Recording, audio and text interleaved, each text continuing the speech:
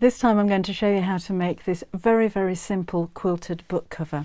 I'll show you how to measure your book, so yours may not necessarily be the same size as mine, so I'll show you how to measure to get that perfect snug fit.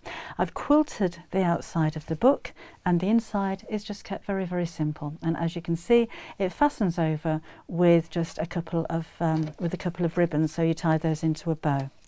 Now do look out for more videos coming up, because we will be looking at putting a zip pocket on the front, maybe a pen holder. There are other ways that you can embellish your book cover as well if you wanted to put some applique, maybe a name or an initial on there, or even fit a little handle to the back so that you can carry it. But this is a really simple project. So if you want something quick, if you're making a lot of things that you want to sell, so time is of an essence, or if you're a beginner sewer, then you're going to be able to create something that is useful for you but also makes a perfect gift too. So I was thinking, if you have if you're going to give the gift of a notebook or a diary with its own cover on it, I think that would make a really nice gift for anybody. And of course you can choose the fabric that's appropriate for the recipient. It doesn't take you very much time, it's not very complicated, but it's a really useful gift. Now I've quilted the outside of mine, and I'll explain as well that this fabric just lent itself to being quilted in this manner. But if you wanted to quilt in with anything else, any other designs, then of course that's entirely up to you. I've used a Velisaline H640 on the inside, so it feels nice and padded, which gives it a luxurious kind of feel. And my coordinating fabric on the inside, as you can see, could use the same fabric if you wish, just makes it, I think, a little bit more interesting on the inside there as well. So I'll leave all of the materials for a book of this size, or approximate materials, but again I do explain at the beginning of the video how to measure your book so that you get the perfect fit. So always measure your book first, don't go by exactly what I've used to make this one here. So go and have a look at your fabrics, your fabric requirements, go choose your fabric, and let's get sewing. So I have my book, and to measure the size of the book, I'm actually going to measure all the way around the outside here while the book is closed. You'll find it's a different size to when the book is open, and we don't want this to fit too snugly. So whatever the measurement of your book is, all the way around from one side to the other, I'm going to add 1 inch to that measurement for the width of my fabric. Whatever the length of your book from the top to the bottom, we're going to add 1 inch to the length of the fabric. So your book should sit very neatly inside here, and when it wraps over, I've put some fleece on the back of this one already, when this wraps over it'll be 1/2 inch bigger all the way around than your book. So measure your book first. They're all different sizes and thicknesses, so I'm not going to give you the exact measurements for what I'm making here. That's how you're going to figure out the measurements for your book. So I've got one piece which I've already put some H640 fusible fleece onto the wrong side, and I'm going to quilt this section. And then I have 4 pieces of fabric which are the length of the cover by 3 inches. So 2 for each side. And then I've got 2 pieces of ribbon which measure about 12 inches each. We can always cut those down if they're a little bit too long later on. So the first thing I'm going to do is quilt. This is quite a simple fabric to quilt because it's already got a diagonal line from the pattern. So all I'm going to do here is to just draw the line in between the pattern that I'm going to quilt on. If you have a plain fabric or you're starting this from scratch, then I would make diagonal lines in 2 directions, and those would be maybe 1 inch or 1.5 inches apart. So I'm just using the lines on my ruler to make sure that all of these lines are parallel. Let's turn this around and go in the opposite direction, and these are actually working out at about 1.25 inches apart. But again, it's quite easy with fabric like this because it's obvious where really you're going to sew, so maybe you don't even need to draw the lines on there anyway. So we'll go in between each one of these. You could just leave it with a diagonal quilting line. That I think would look very nice as well. And I'm going to turn this over and do exactly the same in the opposite direction.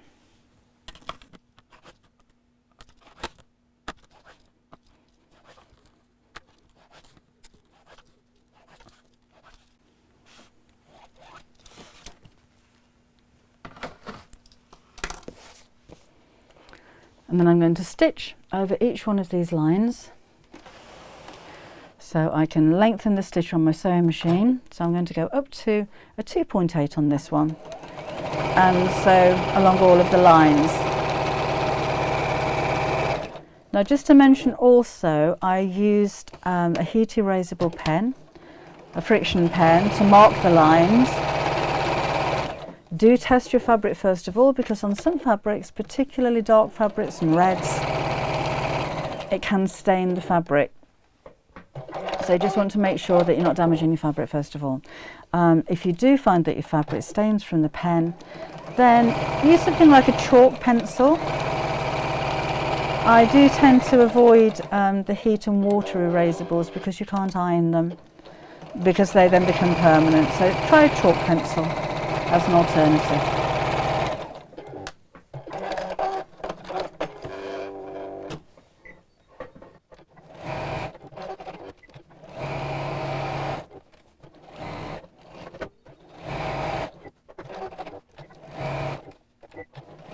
I'm just going to turn this over to the wrong side where I can see clearer that I've actually sewn over all of the lines, and then because I've used a heat erasable pen, I can then put a little bit of heat from the iron on here just to take the pen marks away. So it's added a nice bit of texture.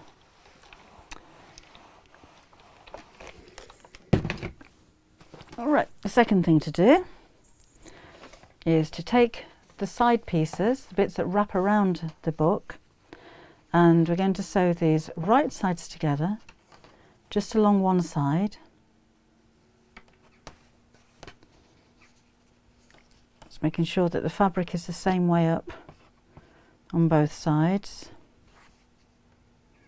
and I'm just going to sew down each side here. And I'm using a 1/4 inch seam allowance. So stitch goes a little bit shorter again now. So back down to my default 2.4 and we'll sew.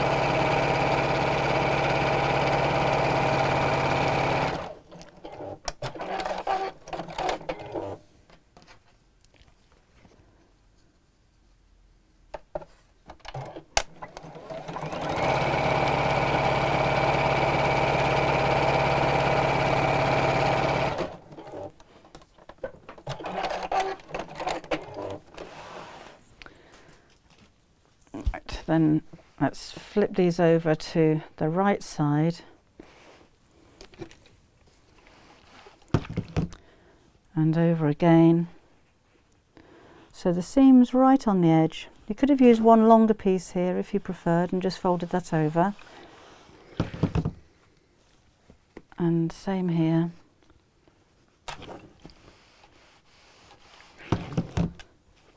And fold over.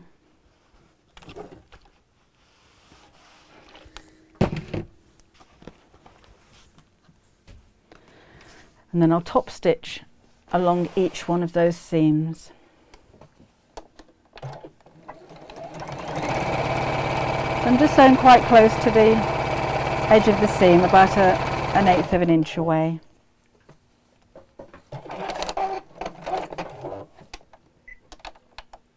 And you go. And the same on this piece.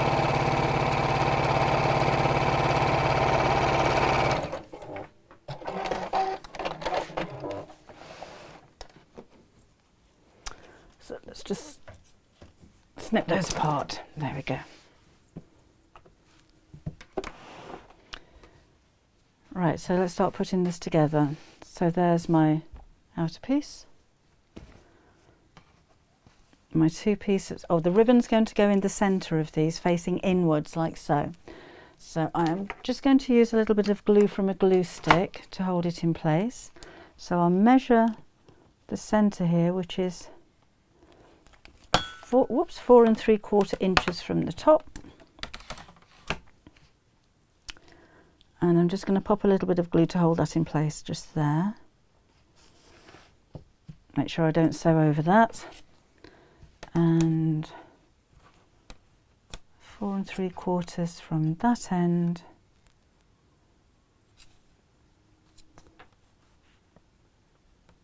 go, so that's straight, and a little bit of glue there to hold that in place as well.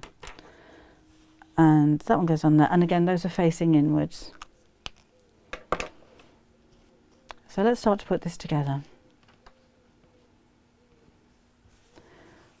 I'm going to place one of the side pieces over the top here, and I'm just going to sew around about, I don't know, 15 centimetres or 4 or 5 inches down the side, just enough so that you can turn this the right side out, because this is where I'm going to leave my turning gap.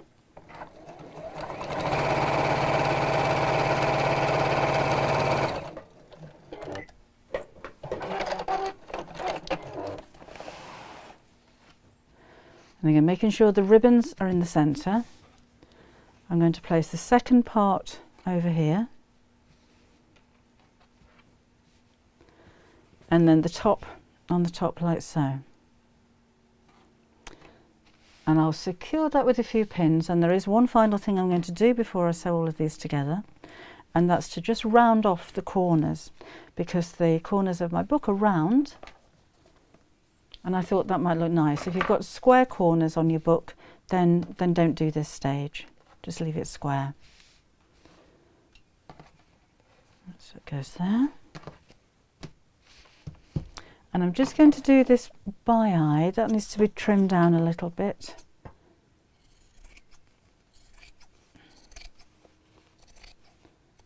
But if you wanted to use the corner of your book as a template, then do that.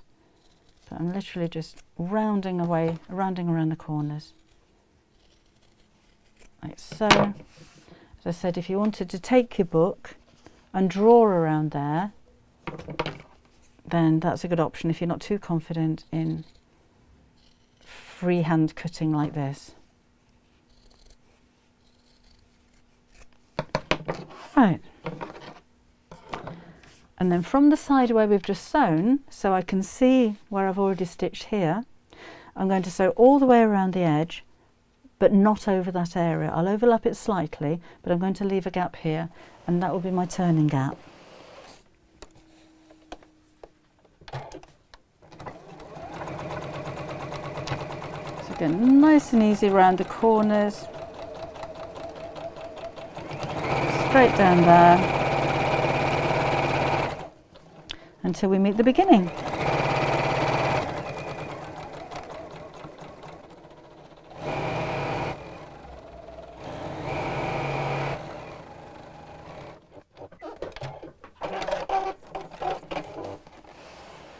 And then I'm just going to trim around the corners just to cut down on the bulk a little bit. So I'm cutting quite close to the stitch line there, just on the rounded corners.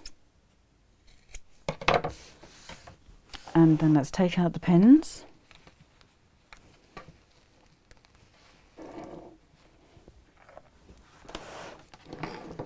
And turn the right side out through the gap that you left earlier.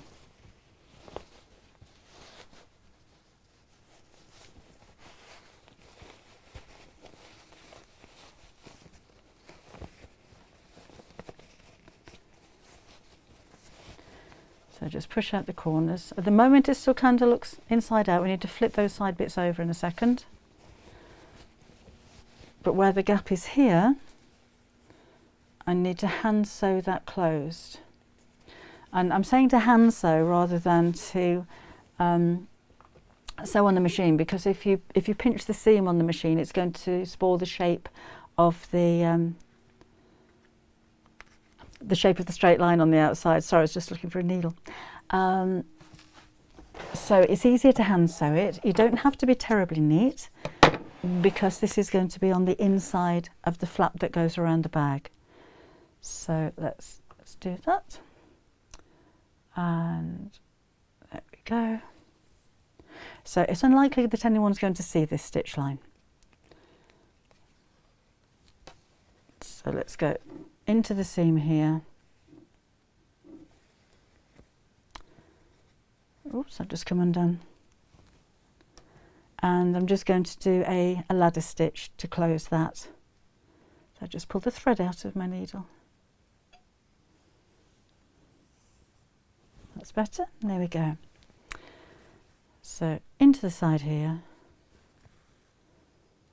just fold over the edge of both sides of the opening, and then push that in. I'm going to go into one side and out, and then straight across to the other side of the fold and out. So your stitches are going literally across the opening, which looks a little bit like a ladder, which is why it's called a ladder stitch. And I'm just being careful not to go through all the way through to the outside on this section. So the smaller the turning gap you've left, the less stitching you'll have to do.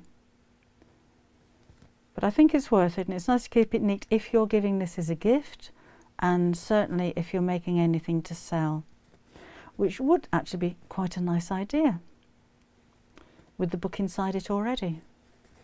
So again, just go all the way across, and then we'll knot the end of the thread.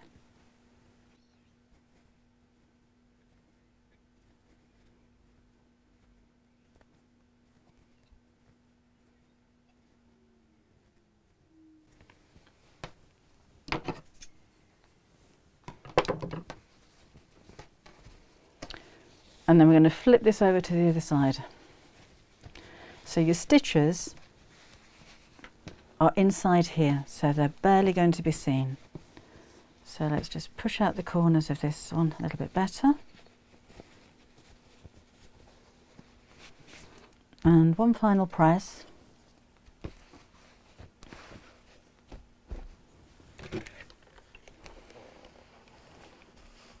You could top stitch all the way around the edge if you wish. I'm not going to with this one, I don't really think it needs it. But if you do top stitch, that's going to shrink the size of the area that your book is going to go into. So just be aware of that. And if you wanted to top stitch it, make sure it's very, very close to the edge of your seam. That needs just to go out a little bit more.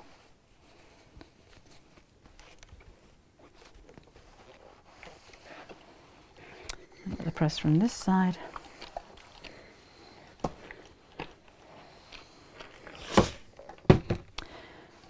And that's finished. So let's take the book, slip one side underneath there, the other side under here, fold it over, and then it ties to close.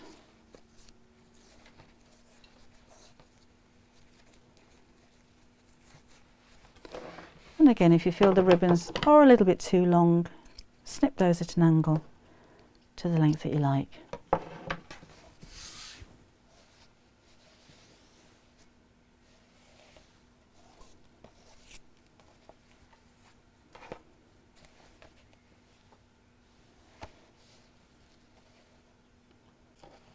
So that is my book cover finished, and as you can see, it is a very simple project.